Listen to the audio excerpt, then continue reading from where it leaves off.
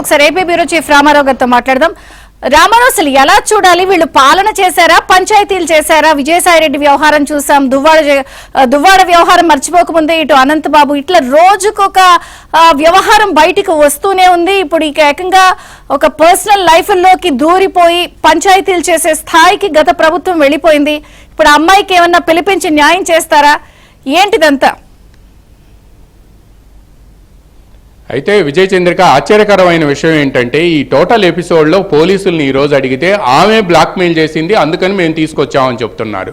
But ఆమె blackmail చేసి, ఆమె ఎక్కడో ముంబైలో ఉన్న నటి, ఆమె సీరియల్స్లోనూ గతంలో ఫిలిమ్స్లోనూ యాక్ట్ చేసింది, ఒక హీరోయిన్. ఆమెకి విజయవాడకు సమీపంలో ఉండే పెనమలూరు వ్యక్తిని బ్లాక్మెయిల్ చేయాల్సిన అవసరం ఏంటి? భాష తెలియదు, ప్రాంతం తెలియదు, తర్వాత వాళ్ళు ఎవరో కూడా తెలియదు, ఆమెను బ్లాక్మెయిల్ చేయటం ఏంటి? అంటే కేవలం ఇది ఫ్యాబ్రికేటెడ్ కంప్లైంట్ అనేది మాత్రం స్పష్టంగా తెలుస్తుంది. పోలీసులు మాత్రం ఆమె బ్లాక్మెయిల్ చేసింది కాబట్టి తీసుకొచ్చి చీటింగ్ కేసు పెట్టాము.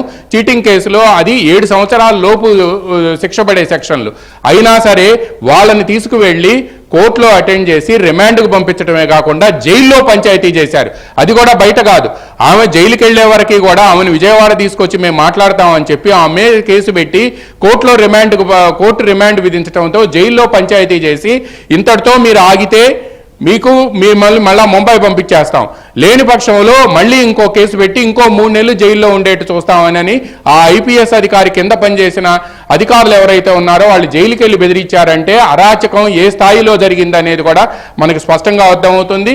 ఈ మొత్తం ఎపిసోడ్ మీద హోంమంత్రి అనిత జోక్యం చేసుకొని పూర్తి స్థాయి ఎంక్వైరీ జరపటమే కాకుండా ఎవరైతే ఆ రోజు పార్టిసిపేట్ చేశారో ఆ ఐపీఎస్ అధికారితో పాటు మిగతా 2 అధికారులు ఎవరైతే ఉన్నారో వాళ్ళ మీద సమగ్రమైన విచారణ జరిపితేనే ఈ మొత్తం వ్యవహారం బయటకు వస్తుంది. మరో అమ్మాయి ఆ రాష్ట్రం కానీ లేకపోతే బయట రాష్ట్రాల అమ్మాయిలకు కానీ అన్యాయం జరగకుండా చూసే అవకాశం ఉంటుంది. ఎందుకు అని అంటే ముంబై నటి ఎవరో ఆంధ్రప్రదేశ్కు సంబంధించిన ఒక ఇండస్ట్రియలిస్ట్ కొడుకును ప్రేమించడం ఏంటి, విజయవాడకు సంబంధించిన పెనమలూరులో ఉండే ఒక వ్యక్తిని తీసుకొచ్చి ఫాల్స్ కంప్లైంట్, ఫ్యాబ్రికేటెడ్ కంప్లైంట్ ఇప్పించి ఆ హీరోయిన్ని రిమాండ్కు పంపటం ఏంటి? అంటే ఈ పంచాయతీలు ఏ దశకి చేరాయి, ఎక్కడ వరకు వెళ్ళాయి అనేది కూడా మనకు స్పష్టంగా అర్థమవుతుంది.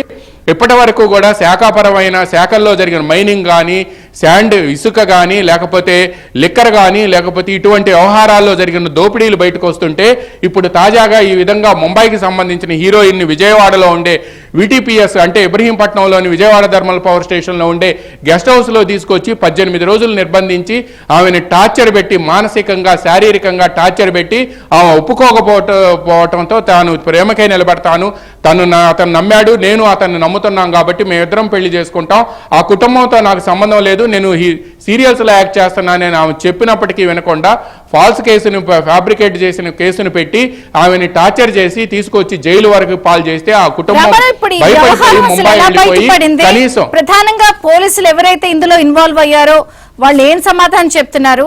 అసలు ఈ ఫాల్స్ కంప్లైంట్ ఇచ్చిన వాళ్ళని ఏమైనా అదుపులోకి తీసుకున్నారా? వాళ్ళు ఎవరు పెట్టమంటే పెట్టారా, ఏమైనా తెలిసిందా?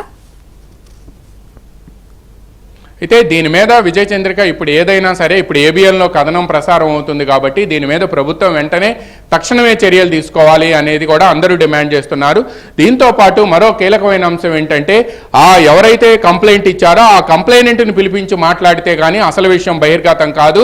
ఎందుకు అనంటే ఇతనికి అసలు ఆ హీరోయిన్కి సంబంధం ఏంటి, ఈ హీరోయిన్తో ఇతనికి గతంలో ఏమైనా సంబంధాలు ఉన్నాయా అనేది కూడా ఫోన్లు, మొబైల్స్ ఉన్నాయి, ఇప్పుడు మొబైల్స్ని చూస్తే వెంటనే తెలిసిపోతుంది. అయితే ఇందుట్లో ఒకే ఒకటి సాడ్ ఇన్సిడెంట్ ఏంటంటే ఆ భయపడిపోయిన ఆ హీరోయిన్ కుటుంబం ఎవరు కూడా దీనికి సంబంధించి మరింత ఫర్దర్గా ప్రోబ్ చేసేందుకు ముందుకు రావడం లేదు. జరిగిన అన్యాయం చాలు, జరిగిన పరువు పోయింది, అందువల్ల మళ్ళీ ఫర్దర్గా మాత్రం మేము దీంట్లో నోరు మెదపం అని చెప్పి ఆ హీరోయిన్ కుటుంబం ముందుకు రాకపోవడంతో ఈ కేసు అంతా కూడా మొత్తం ప్రతిష్టంభన జరుగుతుంది.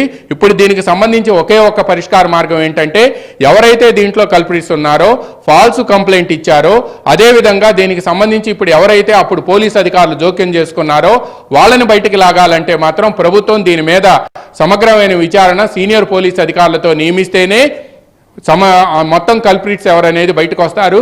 బట్ ముంబైకి సంబంధించిన ఆ హీరోయిన్ కుటుంబం ఎవరైతే ఉన్నారో వాళ్ళు బయటకు వచ్చేందుకు నిరాకరించటం, పైగా వాళ్ళు ఒక సినీ ఫీల్డ్లో ఉన్నారు, అది గ్లామర్ ఫీల్డ్. ఆమె మళ్ళీ బయటకు వచ్చి ఇదంతా చేసింది అని అంటే ఉన్న గ్లామర్ బావటంతో పాటు ఇండస్ట్రీలో పరుగు పోతుందనే ఉద్దేశంతోనే వాళ్ళు సైలెంట్ అయిపోయారు. అందువలన ప్రభుత్వం అయినా సరే ఇక్కడుండే ఐపీఎస్ అధికారి మామూలుగా దొంగలనో లేకపోతే దోపిడీలు చేసిన వాళ్ళనో లేకపోతే వైట్ కాలర్ క్రైమ్లో కానీ సైబర్ క్రైమ్లో ఉన్న వాళ్ళని పట్టుకోకుండా కేవలం ఎవరో వైసీపీకి సంబంధించిన కీలక నేత అప్పగించాడని ముంబై వెళ్ళి ఆ హీరోయిన్ కుటుంబాన్ని తీసుకురావటం అనేది అసలు ఆల్ ఇండియా సర్వీస్ ఆఫీసర్ ఇటువంటి వాటికి ఎలా పాల్పడతారనేది కూడా తేలాల్సి ఉంది. అందువల్లనే తప్పనిసరిగా భవిష్యత్తులో ఇటువంటి దురాగతాలు లేకపోతే పంచాయతీలు, ప్రేమ పంచాయతీలు లేకపోతే సెటిల్మెంట్లు చేయకుండా తప్పనిసరిగా గుణపాఠం కావాలి అంటే మాత్రం ప్రభుత్వం దీని మీద సమగ్ర విచారణ జరపాలి. నిజమని తేలితే మాత్రం ఆ కల్పిట్స్ని పనిష్ చేయాలి అనేది కూడా అందరూ కోరుతున్నారు. విజయ్ చంద్రిక.